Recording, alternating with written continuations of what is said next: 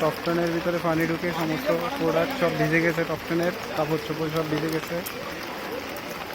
ATM বুথের ভিতরে পানি ঢুকছে।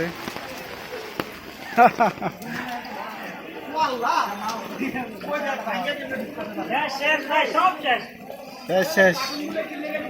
টপটনের অবস্থা খুবই ভয়াবহ।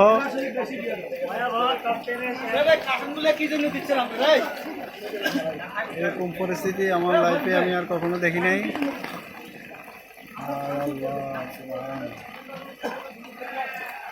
এক একটা রিক্সা, ডিফেন্সের সহ সব ডুবে গেছে।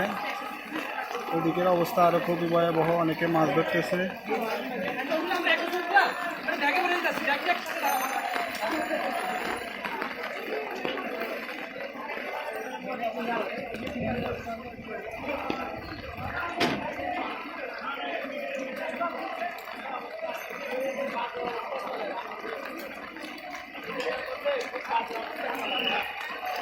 পরিপূর্ণ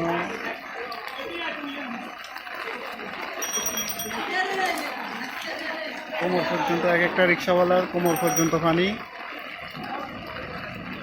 ভয়াবহ অবস্থা। সমস্ত সব কিছু পানিতে পরিপূর্ণ হয়ে গেছে।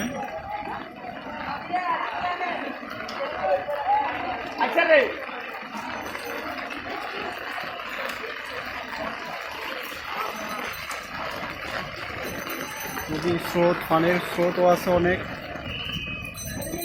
বেশি স্রোত আছে পানির ভিতরে।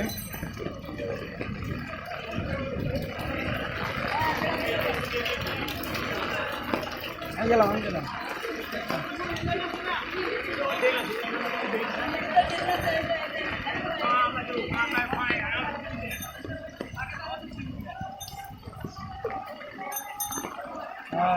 অনেকে সুইমিং পুল হিসাবে, সমুদ্র সৈকত হিসাবে অনেকে সাঁতার কাটতেছে।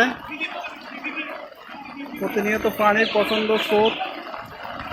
সাধারণ মানুষ অনেক কষ্ট করে যাচ্ছে।